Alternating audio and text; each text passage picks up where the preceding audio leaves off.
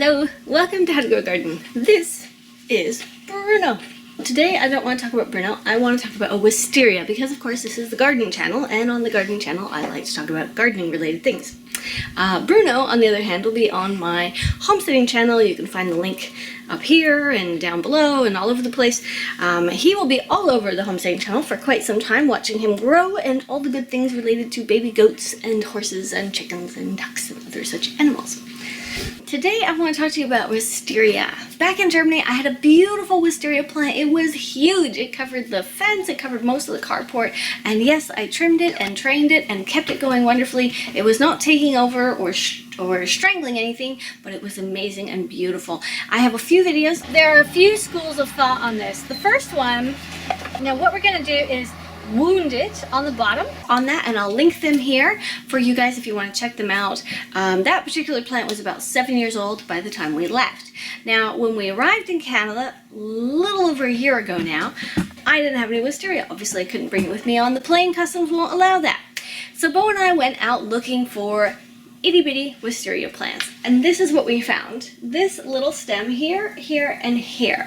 Now wisteria is a deciduous. It will lose its leaves, actually a vine, but it will lose its leaves in the winter, which is why these are bare and look kind of dead. Because space is at a premium in our tiny little house, I decided to put them into a huge pot with the devil's ivy, and I will be doing a video on devil's ivy at some point. I really wanted to do one on a devil's ivy in Germany because I had a huge plant, but this one is growing and I will be doing that in the next few weeks as well. I put the wisteria into this plant, all three of them, and just left them alone. Now the way I grow devil's ivy is irrelevant to how I'm growing these wisteria because obviously they're growing in the same thing.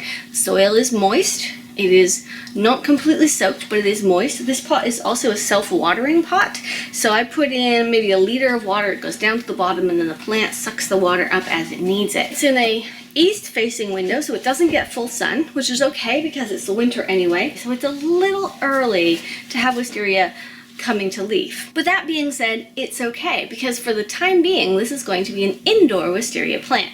I may have to move it to the south side of the house, which isn't very far away, and give it a little more sunlight during the day. Once it's an established plant and it's gotten a few feet, or the trunk is a little bigger, as you can see right now, it's really just a cutting that's been rooted. Once the trunk is a little bigger, and I can do this by trimming it down and allowing the trunk to grow. Cut it down, trunk grow, cut it down, trunk grow. You can even grow wisteria as a tree by planting it and staking it, and then as it grows and vines out, you keep it small. The same way you would turn a grapevine into a grape tree, and of course I had one of those in Germany too. Do you remember? Isn't that awesome? So when planting it outside or choosing where you want to plant it, do consider your house and that it could tear things apart. It could pull the siding off your home, it can pull the eaves off your house. You don't want to just plant it anywhere unless you're aware of that.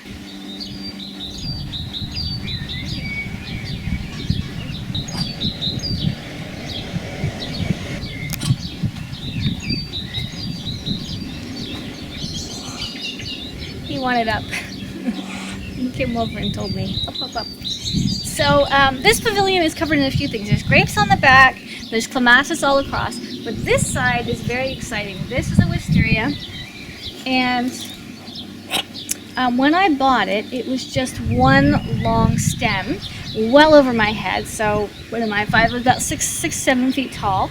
We had to get a trailer to bring it back to the house, and there was nothing on it. So this is something they'll do a lot. You'll find something like that in nurseries where they cut everything off and they just sell you the main trunk. And then we planted it and we allowed it to grow, and within one season, this is about how big it got.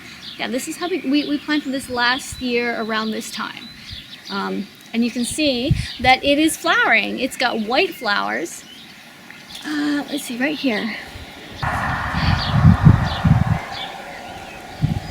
So what you want to do when you buy a wisteria, typically you buy it small. It comes about the same size as like a clematis or something, so no more than 2, maybe 3 feet tall, and normally it's very thin and such. So you want to buy your wisteria, bring it home, follow the tag directions, put it somewhere nice and warm, somewhere with sun or partial sun.